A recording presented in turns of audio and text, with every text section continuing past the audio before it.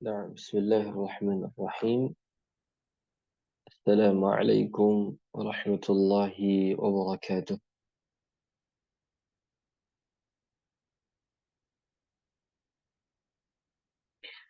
Eh, Suaranya kedengaran di sini?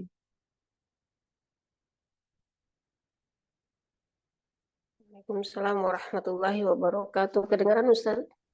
Alhamdulillah. Nah, baik kita mulai insyaallah taala.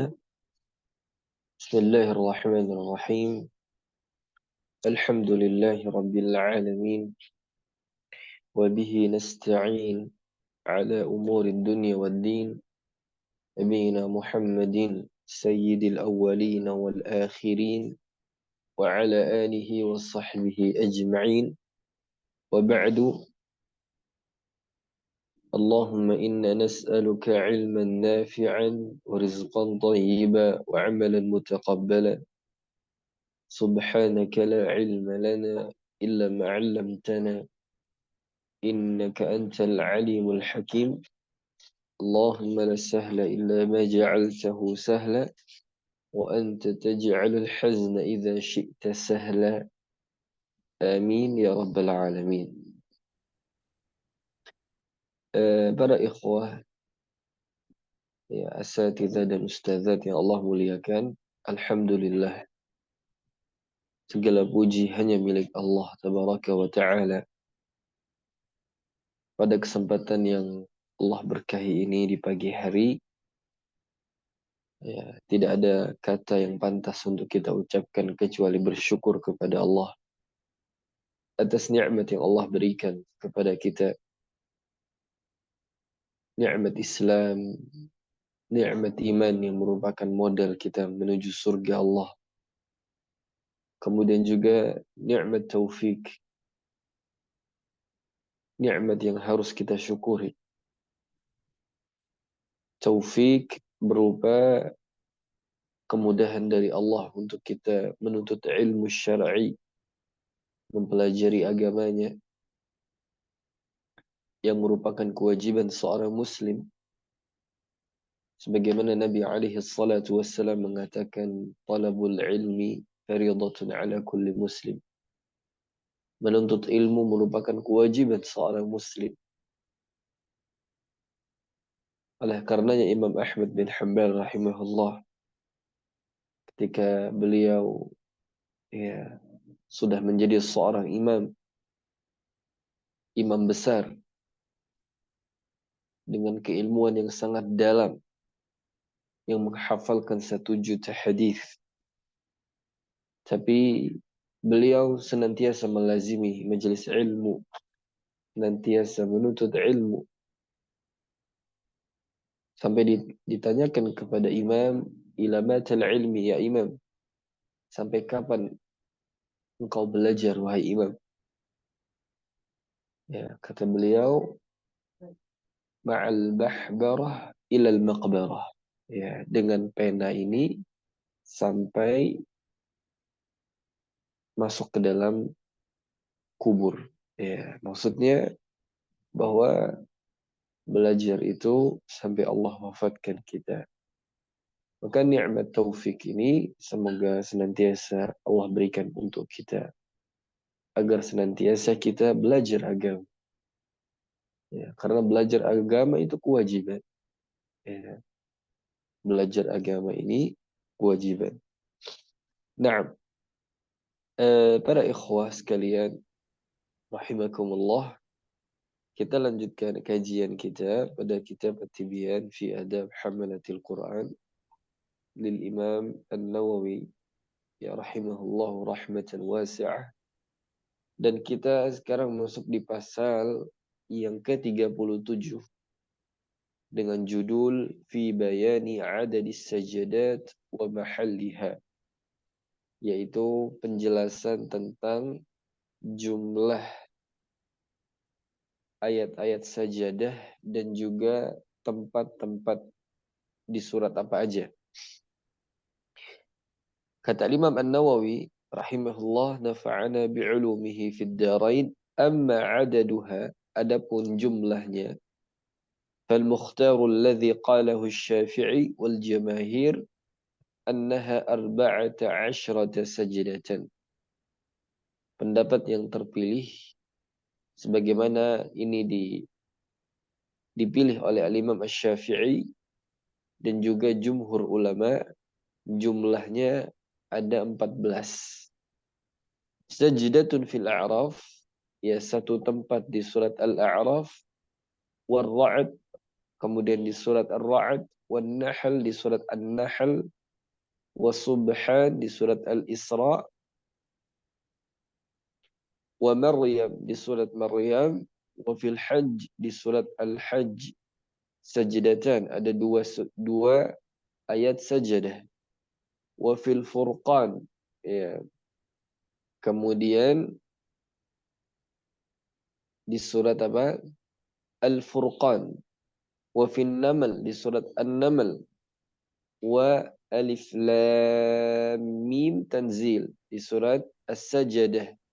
Wa Hamim As-Sajdah. Kemudian di surat Fussilat ada satu As-Sajdah, ya satu sujud tilawah.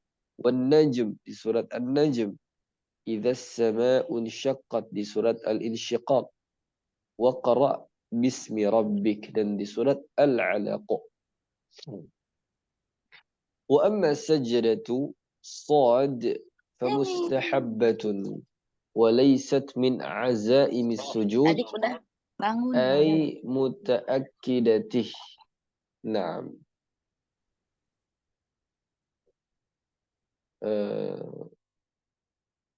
Baik. Lalu Al-Imam An-Nawawi menjelaskan di sini adapun ayat sajadah, ya di surat Shad, maka ini hukumnya adalah mustahab. Walaysat min azaimis sujud. Ya, azaim itu adalah jamak dari kata azimah. Ya, azimah di sini maksudnya adalah faraid, yaitu bahwa di surat Shad ini tidak termasuk yang ditekankan atau yang diwajibkan untuk sujud. Ya. Ai mutaakkidatihi, maksudnya yang ditekankan. Thabata fi sahih al-Bukhari, dijelaskan di dalam sahih al-Bukhari, an Ibnu Abbas radhiyallahu anhuma, dari Ibnu Abbas radhiyallahu anhuma qaal, Shad laysa min azaimis sujud. Ya, bahwa Ibnu Abbas mengatakan ayat sajadah di surat Shad bukanlah bukan termasuk dari yang ditekankan atau yang diwajibkan untuk sujud.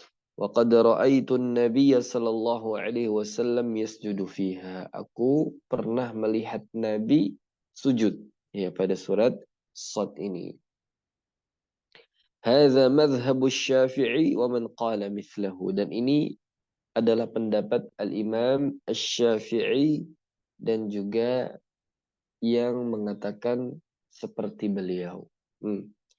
Waqala Abu Hanifah, ya, hiya 14 ayatan. Ya, Imam Abu Hanifah mengatakan jumlahnya juga ada 14 sajdatan. Walakin asqata ats-tsaniyata min al-hajj wa athbata sajdata Shad wa ja'alaha min al-azaim. Akan tetapi menurut mazhab Imam Abu Hanifah, ya, beliau menghilangkan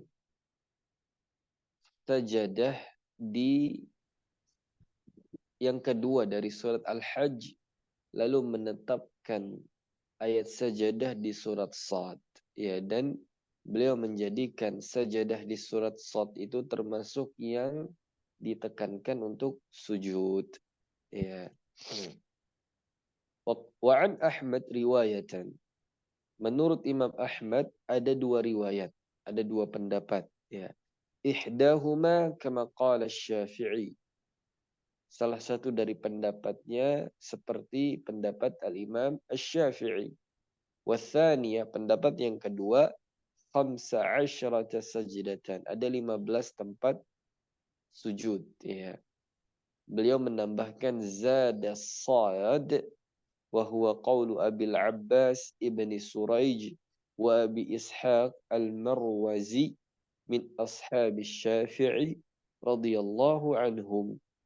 Dan ini adalah pendapatnya Abul Abbas ibni Suraj dan Abu Ishaq al-Marwazi yang merupakan dua ulama Syafi'i. Naam. Wa an Malik riwayatan. Imam Malik juga punya dua pendapat. Ihdahuma kasyafi'i. Salah satu dari pendapatnya seperti pendapat Imam Syafi'i. Tapi pendapat yang masyhur wa ashharuhuma dan pendapat yang paling masyhur dari dua pendapat Imam Malik adalah ihda asyrata. Jadi menurut Imam Malik, mazhabnya Imam Malik bahwa jumlah ayat sajadah itu hanya ada 11. Asqata tsaniyata fil hajj. Menghilangkan ayat sajadah yang kedua di surat Al-Hajj. Wan najma, menghilangkan di surat An-Najm. Wa idzas sama'un syaqqat, menghilangkan yang di surat apa? Al-Insyiqaq. Wa iqra, dan menghilangkan yang di surat Al-Alaq. Wa huwa qaulun qadim lisyafi'i, dan ini perkataan yang qadim menurut mazhab Imam Syafi'i. Kita tahu ya, Imam Syafi'i itu punya dua pendapat, ya, dua mazhab. Mazhabul qadim, mazhab yang lama, sama mazhabul jadid, ya, sama mazhab yang baru. Yaitu ketika beliau di Irak dan ketika beliau di Mesir, gitu ya. Nah, tapi para ulama menjelaskan bahwa yang mu'tamad mazhab Syafi'i itu adalah perkataan yang jadid, ya, qaulu al-jadid. Ya, jadi pendapat yang qadim itu tidak dipakai lagi. Nah, Allahu a'lam. والصحيح ما قدمناه والأحاديث الصحيحة تدل عليه. Tapi dari seluruh pendapat empat imam mazhab ini yang benar adalah sebagaimana yang telah kita jelaskan. Dan hadis-hadis yang sahih ya sudah menjelaskan akan hal ini. Nah, jadi para ikhwas sekalian, kalau kita pelajari ya yang kita pahami selama ini, jumlah ayat-ayat sajadah itu kan ada 15 ya. Nah, tapi setelah kita mengkaji kitab At-Tibyan ini, pendapat yang terpilih adalah pendapat yang mengatakan 14. Dan ini pendapat Al-Imam Syafi'i dan jumhur ulama. Ya, begitu dia. Nah, kita lanjutkan. Wa amma mahalluha, adapun tempat-tempatnya di mana saja sih yang 14 itu? Yang pertama, fasajdatul a'raf fi akhiriha. Yang pertama adalah di surat Al-A'raf di akhir ayatnya. Ya. War-ra'di aqibata qawlihi ta'ala bil ghudwi wal asal. Kemudian di surat Ar-Ra'd. Nah,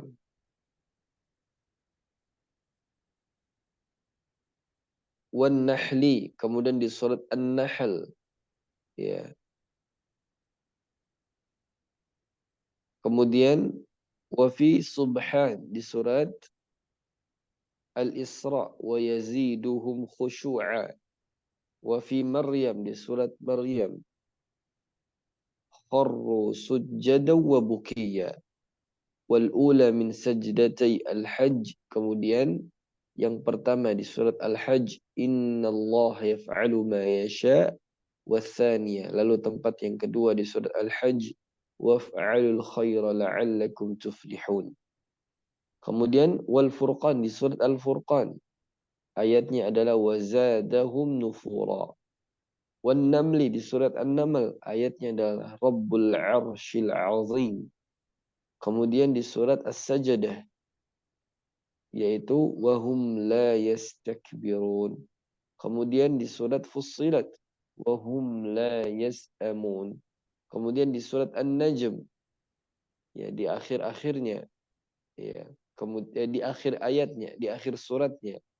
Kemudian di surat Al-Insyiqaq, la yasjudun. Kemudian di surat Al-Alaq di akhir ayatnya. Ya.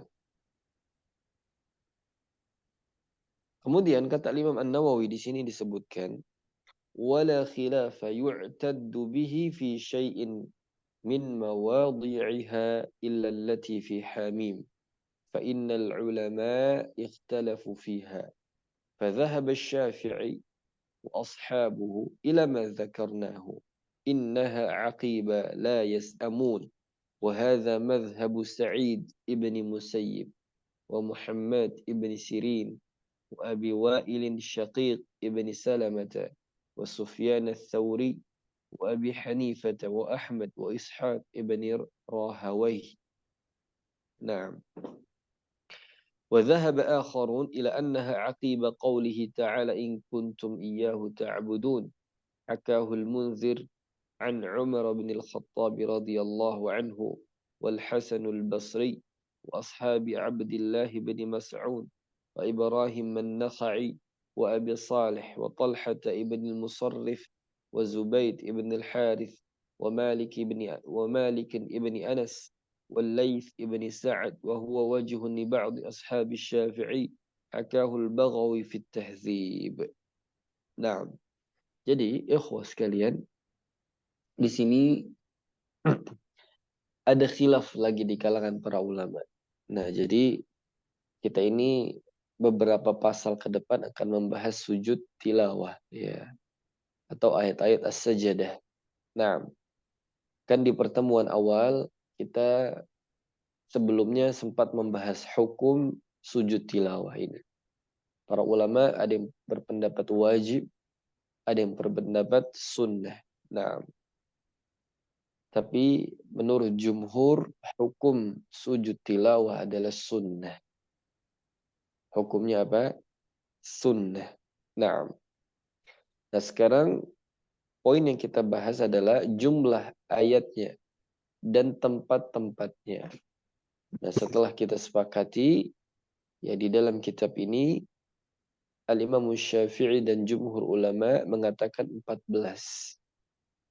Lalu tempat-tempatnya tadi sudah kita sebutkan. Tapi ya di paragraf berikutnya Al-Imam An-Nawawi mengatakan masih ada khilaf di kalangan para ulama yaitu yang di surat Fussilat. Ya. Tetap di surat Fussilat itu ada satu ayat sajadah. Ya, atau ada sujud tilawah di surat Fussilat. Tapi yang menjadi permasalahan di sini yang para ulama khilaf di situ apa? Ayatnya yang mana gitu.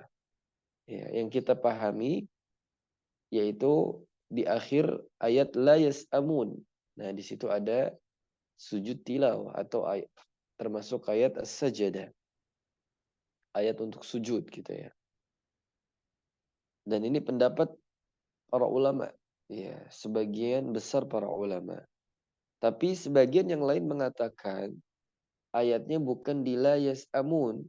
Ya, tapi ayatnya adalah in kuntum iyyahu ta'budun. Yang akhir ayatnya apa?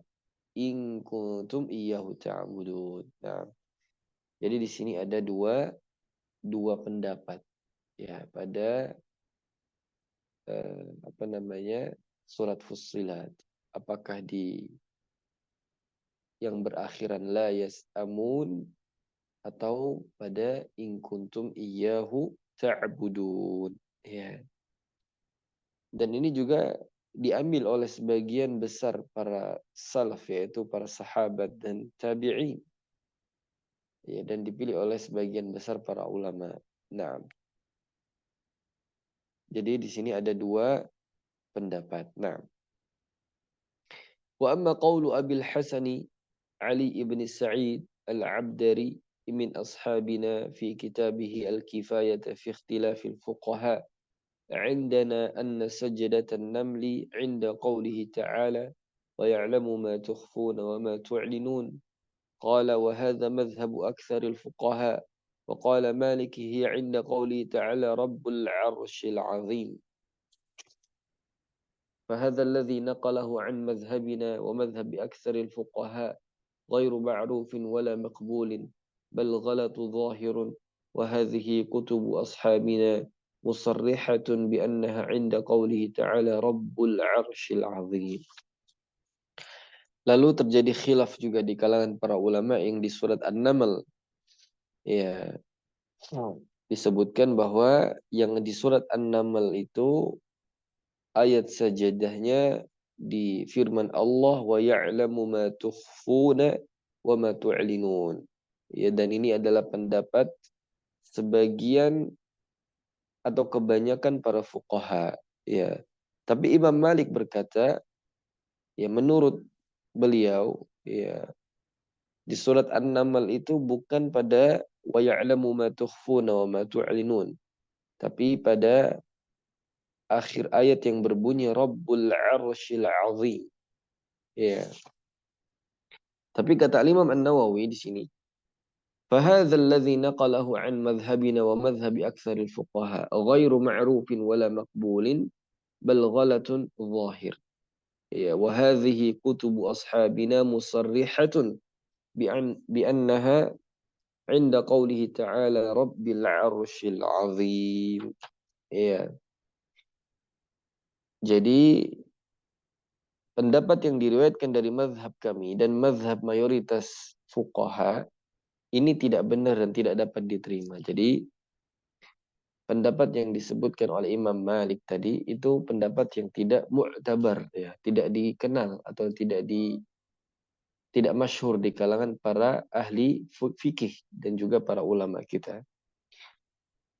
Bahkan ini merupakan kesalahan yang jelas, kekeliruan yang sangat jelas, ya. Menurut keterangan para ulama, yang jelas bahwa ayat sajadah tersebut terdapat pada ayat ke-26. Nah, terdapat pada ayat ke-26.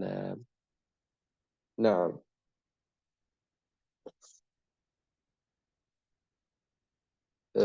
sebentar, ikhwah. Nah,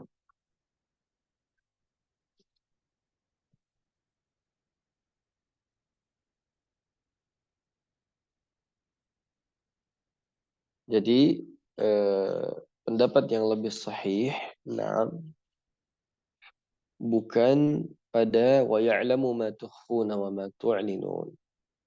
Ya, pendapat yang benar adalah pendapatnya Imam Malik yang mengatakan Rabbul Arsyil Azim, yaitu di ayat yang ke-26. Nah, baik, ikhwas sekalian yang Allah muliakan, kita akan lanjutkan insyaallah di pasal yang berikutnya. Nah, jadi kita sudah ambil kurang lebih ada 3 poin insyaallah. Pertama, hukum sujud tilawah. Ketika ketemu dengan ayat-ayat yang memerintahkan untuk sujud. Ya, yang kedua, kita bicara jumlah. Dan kita telah mendengarkan beberapa pendapat para ulama kita dari 4 imam mazhab. Imam Syafi'i, Imam Ahmad, Imam Malik, dan Imam Abu Hanifah. Yang terpilih adalah 14. Letak-letaknya sudah kita sebutkan tadi. Nah, tapi pada letak-letak ayat ini ada 2 surat yang terjadi khilaf di kalangan para ulama.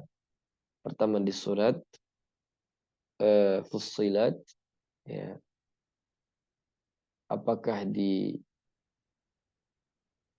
akhir ayatnya adalah la yas'amun atau di akhir ayat yang in kuntum iyyahu ta'budun.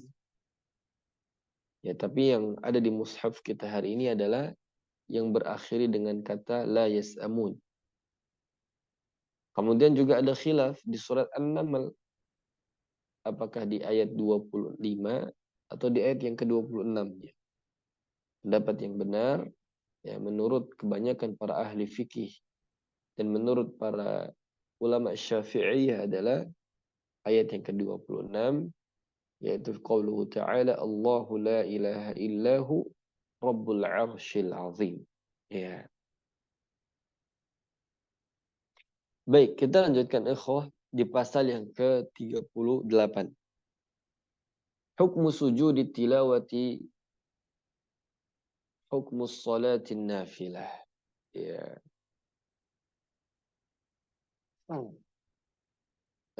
Poin yang berikutnya kita akan bahas hukum sujud tilawah. Ya, sekarang kita masuk hukum.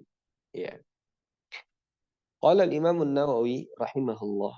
Hukmu sujud tilawati hukmu salatin nafilati fi ishtirati at-taharati 'anil hadathi wan najasi. Hukum sujud tilawah itu seperti atau dihukumi seperti hukum salat sunnah. Disyaratkan untuk tahar, untuk bersuci dari segala hadas dan segala najis. Wa fi istiqbalil qiblati wa satril aurata. Kemudian menghadap ke arah kiblat lalu menutup aurat. Ya.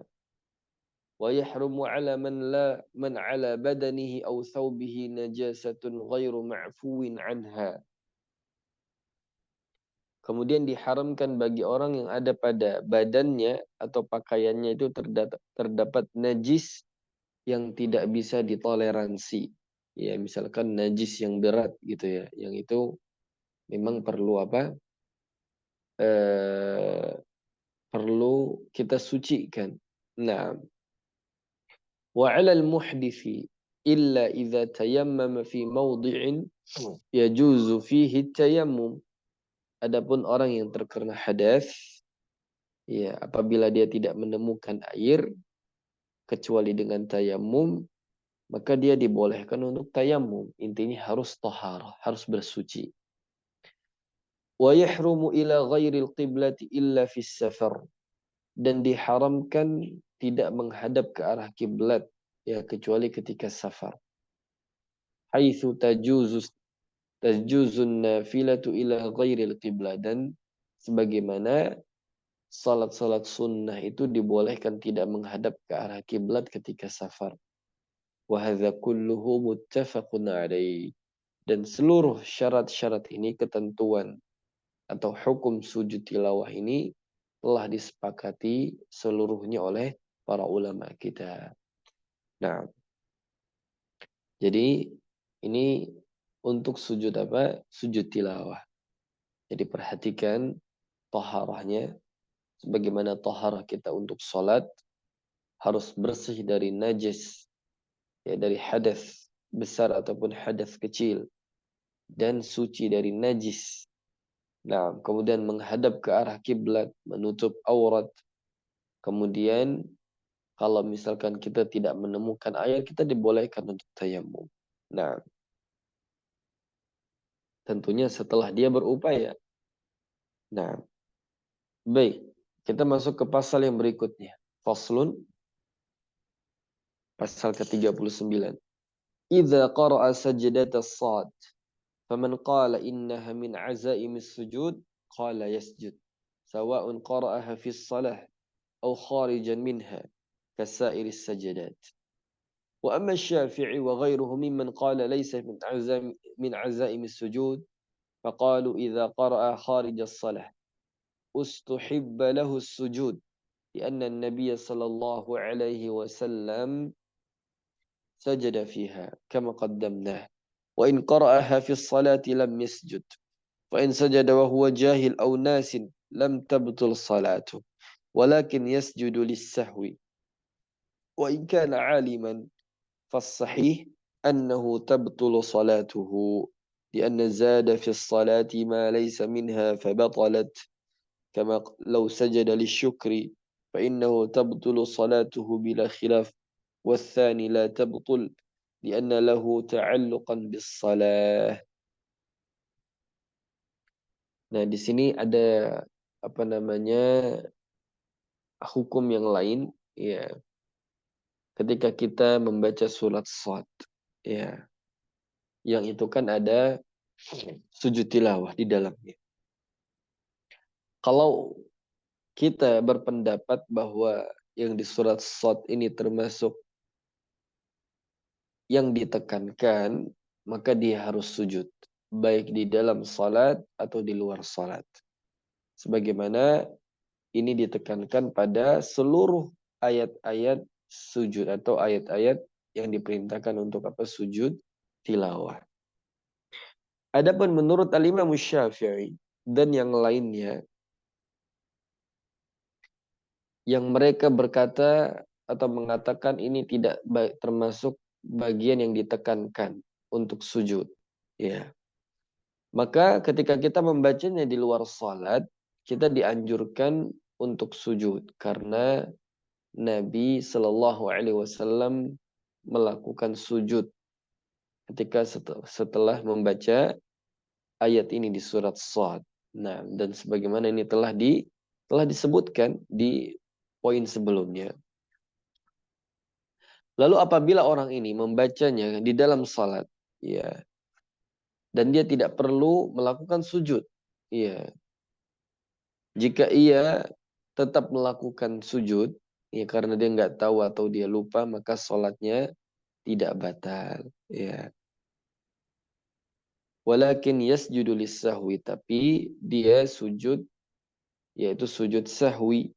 Tapi kalau dia mengetahui perkara ini, maka pendapat yang benar adalah salatnya batal, ya. Karena dia telah menambah sujud di dalam salatnya, ya, atau menambah gerakan di dalam salatnya.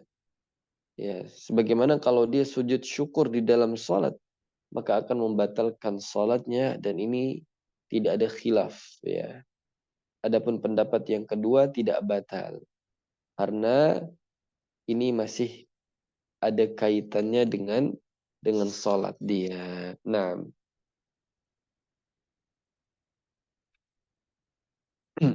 jadi ini menurut Al-Imam Asy-Syafi'i. Mungkin kita selesaikan dulu baru kita simpulkan.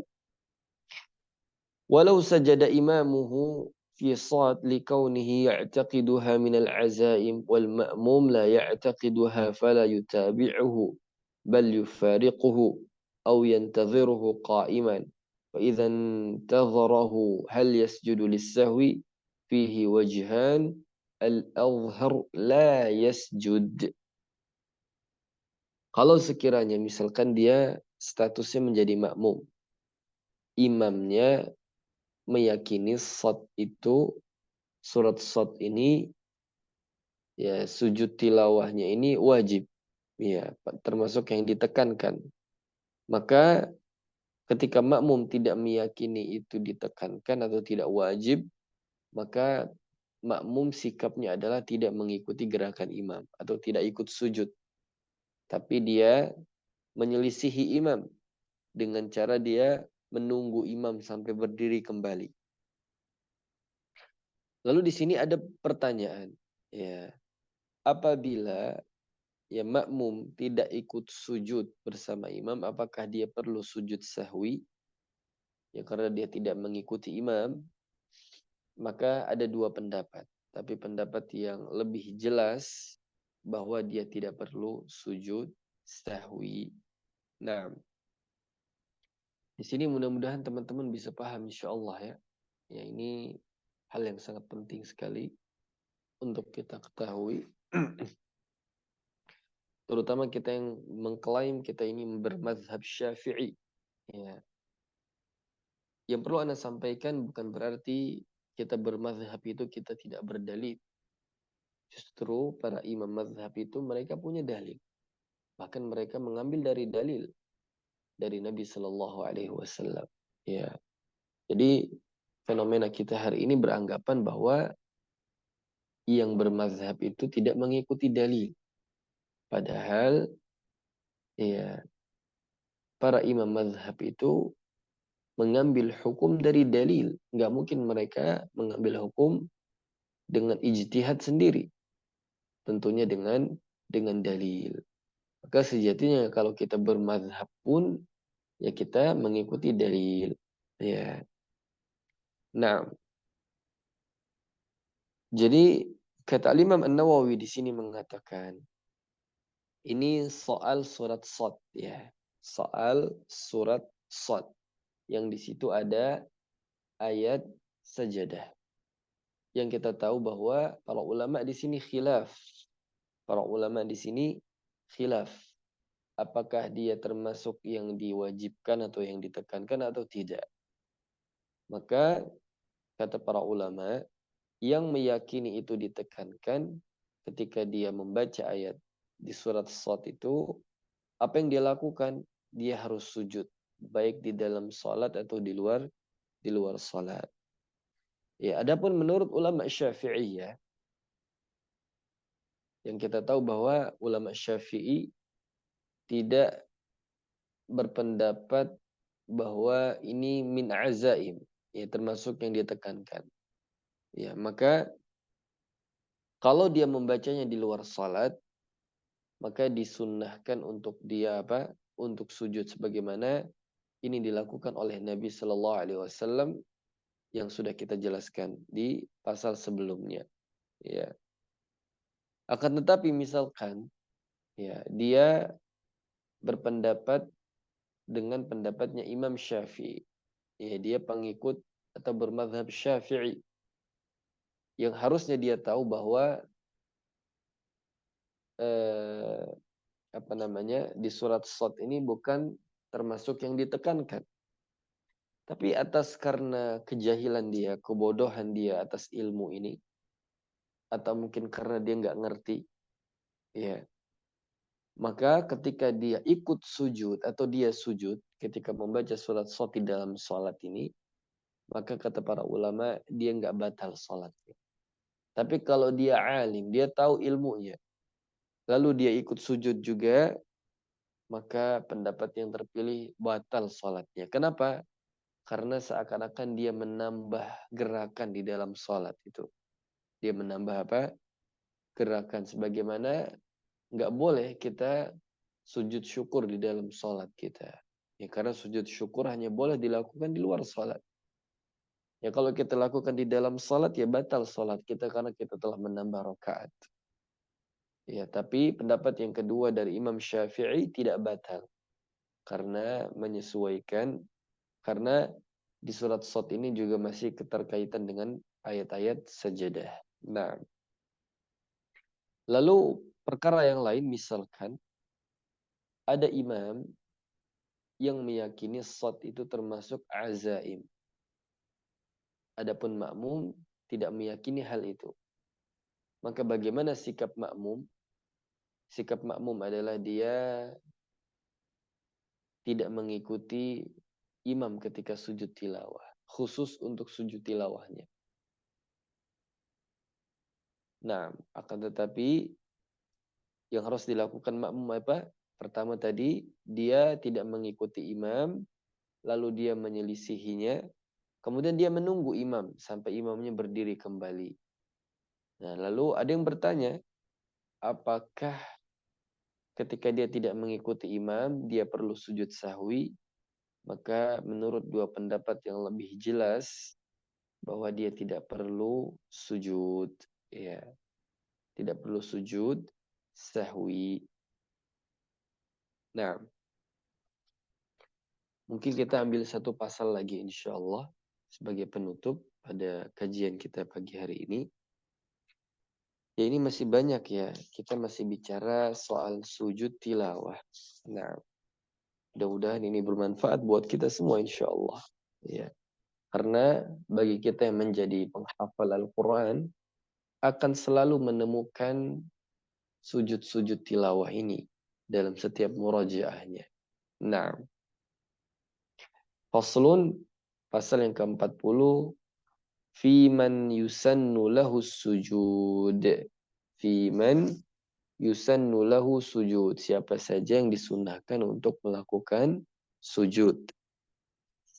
I'lam, ketahuilah, annahu yusannu lil qari'il mutatahhirihi bil ma'i awit turabi haitsu yajuz. Ketahuilah disunnahkan bagi seorang qari yang sudah suci dengan air ataupun dengan debu, ya, sawa'un kana fi salati aw kharijiha minha, baik di dalam atau di luar salat. Wa yusannu lil mustami' dan disunnahkan juga untuk yang mendengarkan bacaan qari. Wa yusannu aydan lis-sami'i ghairil mustami', dan juga disunnahkan bagi yang mendengarkan bacaan qari walaupun bukan dia yang menyimak. Walakin qala Asy-Syafi'i la uakkiduhu fi haqqihi kama uakkiduhu fi haqqil mustami'. Hadza huwa sahih. Jadi kata Imam Syafi'i, aku tidak menekankan bagi yang mendengar sebagaimana yang mustami'. Inilah pendapat yang sahih. Jadi kan kita ketika baca Quran ada qari, kemudian ada yang menyimak, ada yang cuma mendengar aja. Maka kata Imam Syafi'i disunnahkan bagi yang menyimak dan juga yang mendengar.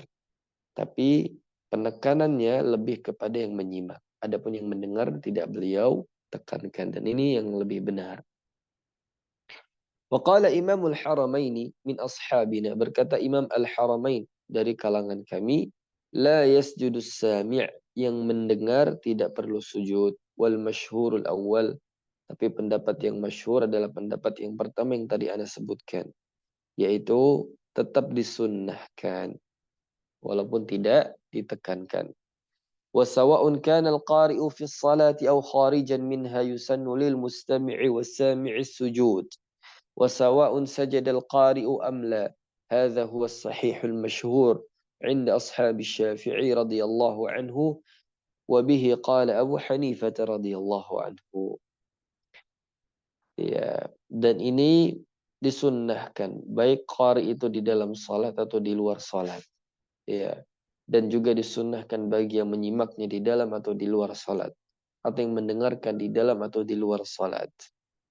Ya, baik misalkan yang qari itu baca atau tidak. Maksudnya sujud atau tidak. Dan ini pendapat yang masyhur menurut ulama Syafi'iyah. Sebagaimana ini juga dikatakan oleh Al-Imam Abu Hanifah radhiyallahu anhu. Nah, وقال صاحب البيان من أصحاب الشافعي لا يسجد المستمع لقراءة من قرأ في الصلاة. Disebutkan di dalam pengarang kitab Al-Bayan dari kalangan Syafi'i, ya, ini karya Abil Khair Al-Imrani Al-Yamani, ya. Beliau mengatakan tidak perlu sujud orang yang menyimak bacaan seorang qari di dalam salat. Ya.